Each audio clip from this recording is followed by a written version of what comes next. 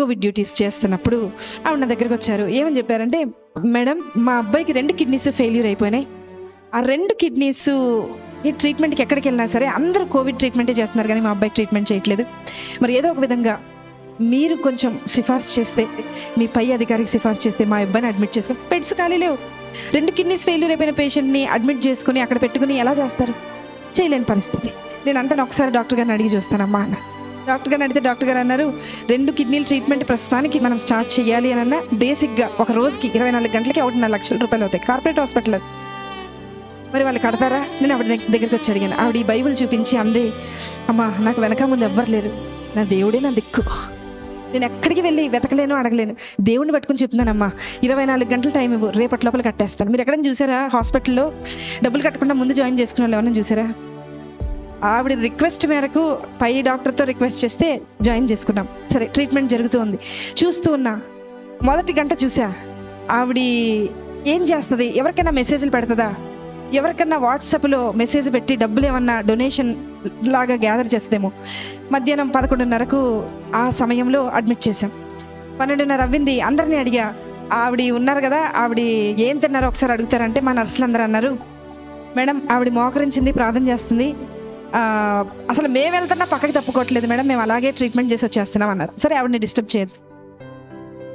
మధ్యాహ్నం 1:30 అయింది, చూశాను ప్రార్థన చేస్తుంది. సాయంత్రం 4:30 అయింది, చూశాను ప్రార్థన చేస్తుంది. రాత్రి 6:30 అయింది, చూశాను ప్రార్థన చేస్తుంది. రాత్రి 9:30 అయింది, చూశాను ప్రార్థన చేస్తుంది. రాత్రి 11:30 అయింది. అంటే ఆవిడ మోకరించి 12 గంటలు అవుతుంది, ప్రార్థన చేస్తుంది. 1:30 రాత్రి, 1:30 అర్ధరాత్రి ప్రార్థన. ప్రొద్దున్న 4 నెక్స్ట్ డే స్టార్ట్ అయిపోతుంది, రౌండ్స్ స్టార్ట్ అయిపోతాయి, సెక్షన్ స్టార్ట్ అయిపోతుంది, అన్నీ స్టార్ట్ అయిపోతాయి, ట్రీట్మెంట్ స్టార్ట్.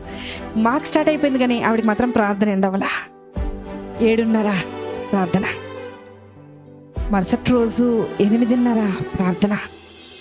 9ంటికి బిల్ వచ్చేస్తుంది జనరేట్ అయ్యి. ఆ రోజుకి డే స్టార్ట్ అవ్వాల్సిన బిల్ వచ్చేస్తుంది. బిల్ వచ్చింది. అందరు పేషెంట్స్ రౌండ్స్ అయిపోయినాయి, ఈవిడ దగ్గరికి వెళ్ళాలి. నా పైన ఉన్న డాక్టర్ అడిగారు, అమ్మా ఆవిడ బిల్ కట్టారా అని అడిగారు. నేను చెప్పబోతున్నా, నాకు భయం వేస్తుంది. ఎందుకో తెలుసా, ఆవిడ కట్టకపోతే నేను కడతానని చెప్పాను ఆయనకి. కానీ ఆవిడ ప్రార్థన చూసి నేను అనుకున్నా, కనీసం ఒక 75% నేను కడదాం, ఏదో చైన్ ఉంటుంది కదా, మా ఆయనకి తెలియకుండా అమ్మేసి కట్టేసేద్దామని అనుకున్నా. తెలిస్తే ఒప్పుకోరు కదా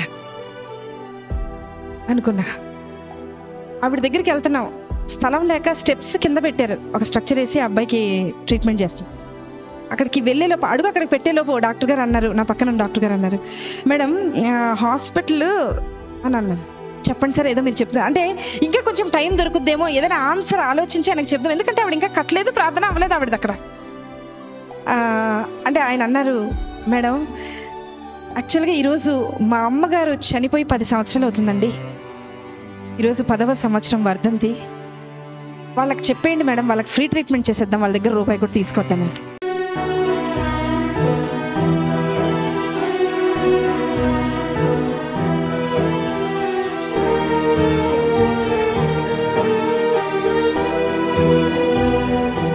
నేను వెళ్ళి లేపానావండి, లేపి తీసుకొచ్చాను. బిల్లు కట్టక్కర్లేదు నువ్వు అన్నా.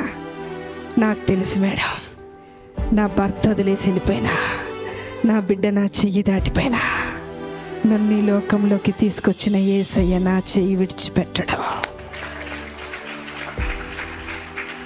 ఒక మాట చెప్పనా, ఆవిడ సెటప్ బాగాలేదండి, చీర మొత్తం చినిగిపోయింది, బ్లౌజ్ చినిగిపోయింది, జుట్టు సరిగా దవ్వలేదు.